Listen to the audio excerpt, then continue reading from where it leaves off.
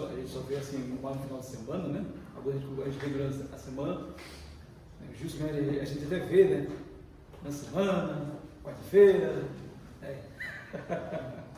Muito bem. Estamos falando sobre a pergunta: posso ter segurança na minha salvação? A segurança, a gente canta, que segurança? Sou de Jesus. Nós falamos na primeira semana que podemos ter segurança porque só há um pecado imperdoável, que é o pecado de não querer saber do Evangelho, né? Ouvir o Evangelho e recusar, ou uma vez que entra no Evangelho, que entra em Cristo, abandonar o Evangelho. Isso é imperdoável, chegar no último dia dessa maneira. Depois nós falamos que Jesus, ele é assim, semana passada falamos que Jesus, ele é o nosso intercessor. Nós vimos lá em Hebreus capítulo 7, que na verdade, aquela pergunta: o que Jesus está fazendo hoje? Hoje o Hebreus diz que ele vive para interceder por cada um de nós. Hoje nós veremos algo um pouco diferente, um pouquinho semelhante, mas que tem algumas diferenças. Jesus como nosso advogado. Pedir aos irmãos que abram suas Bíblias em 1 João, capítulo 2, versículo 1. Então, Jesus, nosso advogado. No Brasil a gente sabe, quem tem dinheiro, muito dinheiro, dificilmente vai ficar preso. Vai ficar preso. Então, muitas vezes as pessoas são presas, tem muita gente na cadeia presa que não deveria estar preso. Por quê? Porque não tem advogado. Porque na primeira instância, às vezes vende um imóvel, vende um apartamento, vende um carro, paga advogado e tal. Aí é condenado, tem o recurso, mas cadê o dinheiro? O advogado vai exigir mais. E a pessoa muitas vezes não tem dinheiro. Então, transito de julgado, sentença, é preso. Então, um bom advogado é importante, porque ele vai usar todo o conhecimento dele para nos defender. Às vezes a pessoa não tem advogado, vai arrumar um advogado da Defensoria Pública. Gratuito. É certeza, não vai haver uma boa defesa. O advogado ganha R$500 para fazer aquilo lá, não vai fazer. Então, por isso, é importante a ideia de ter um advogado. E o texto de hoje diz que Jesus é o nosso advogado, mas ele é o advogado mesmo. E há uma diferença entre o advogado e o intercessor. Semana passada nós vimos que o intercessor é aquele que se coloca entre dois. Né? Nós, cada um de nós e Deus Pai. Jesus é o intercessor e vive para interceder por nós. O advogado é diferente. A diferença do advogado é que ele não fica no meio, ele fica junto com o culpado. Essa é a grande diferença entre o intercessor e o advogado. O advogado, até certo ponto, ele assume, não a culpa, mas ele assume a defesa, assim, daquele que é o culpado. E por esse motivo, na Bíblia, às vezes, nós esquecemos disso, que Jesus é o nosso advogado hoje, e Ele será o nosso advogado no dia final. Quando Cristo voltar e houver o grande julgamento, a grande diferença que vai separar a humanidade será nós chegarmos acompanhados do advogado diante do trono do Todo-Poderoso, ou chegarmos sozinhos diante do trono, assim, do Todo-Poderoso. Às vezes, esse que está sozinho diante do trono do Todo-Poderoso até tem uma vida média. Como alguns dizem, eu não mato, não roubo, eu comento as minhas coisinhas, mas não mato, não roubo, eu estou bem. Meu irmão pensa assim, eu estou bem porque eu não faço muita coisa errada. Pois é, mas nunca quis saber do advogado. E lamentavelmente vai passar a eternidade perdido. E esse aqui que sou eu, que é você, que às vezes aprontou, que às vezes assim, fez algumas coisas absurdas.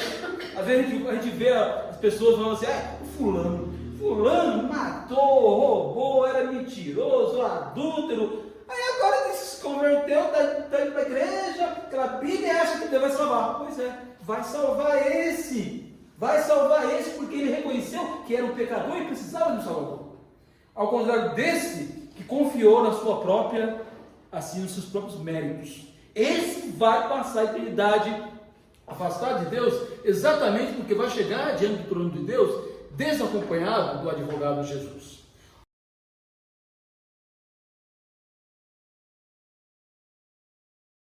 Olha só o que de 1 João, capítulo 2, versículo 1 diz: Meus filhinhos, escrevo-lhes essas coisas para que vocês não pequem. Quero parar aqui. Quem tem o coração convertido a Jesus, o grande desejo é nunca pecar. Nunca. Eu não quero pecar. José, lá no Egito, diante da tentação da mulher de Potifar, que ficou tentando ele para adulterar com ela, ele disse: como eu poderia não pecar contra Potifar? Isso seria segundo plano. Como eu poderia pecar contra Deus? Contra Deus. Davi, uma vez, ele fez o censo. E depois de fazer o censo, ele disse: pequei. A Bíblia diz que aquilo pesou no seu coração. Então, uma pessoa que é de Deus, o seu desejo é nunca, nunca, nunca pecar. E quando peca, não pensa assim: Deus vai perdoar mesmo. Não, quando peca, volta diante do Senhor, ali pensando: meu Deus, olha só o que eu fiz. Pede perdão para Deus, pede perdão. Às vezes o pecado é contra Deus, mas às vezes envolve alguém.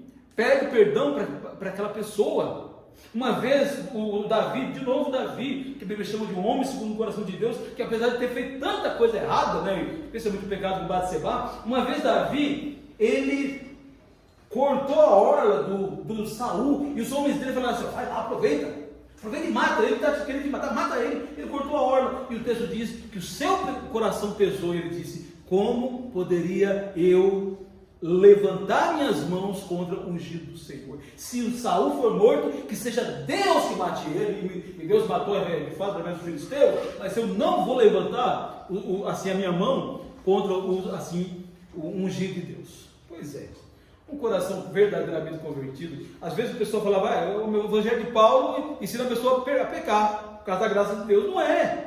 Um coração verdadeiramente convertido, ele luta para não pecar, ele utiliza o poder do Espírito Santo para não pecar, ele trava uma vida todos os dias de vida ou morte contra o pecado. Marcos capítulo 9, 43 e 48 diz o quê? Se a tua mão faz pecar, corta. Se teus olhos faz pecar, corta. Se a perna faz pecar, corta. É melhor entrar aleijado no reino do céu do que com o corpo inteiro ir para o inferno. Qual é a ideia? Luta contra o pecado.